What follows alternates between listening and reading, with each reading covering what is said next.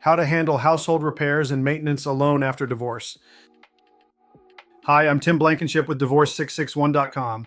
After a divorce, one of the unexpected challenges many people face is taking care of household repairs and maintenance alone.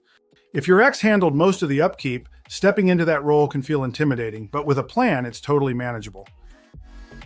Start by creating a simple home maintenance checklist. Break it down by month or season, things like changing air filters, testing smoke alarms, flushing the water heater, or scheduling HVAC service. Keeping track of these tasks helps prevent costly repairs later. Next, assess what you're comfortable handling yourself. You don't need to become an expert overnight. YouTube is great for small repairs, but for things like electrical work or plumbing, find a few trusted professionals. Keep their contact info handy for when something urgent comes up. We recently had a client who moved into a condo after her divorce.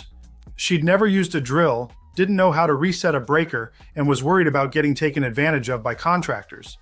We helped her build a list of basic tools to keep on hand and recommended a few reliable handymen in her area. Within a few months, she felt empowered and capable of running her home on her own. At Divorce 661, we help you with more than legal documents. We support you in rebuilding confidence in every area of your life. We provide helpful resources and referrals so you're not left guessing what to do next. If you're feeling overwhelmed by the idea of managing your home after divorce, let us help. Visit divorce661.com to schedule your free consultation.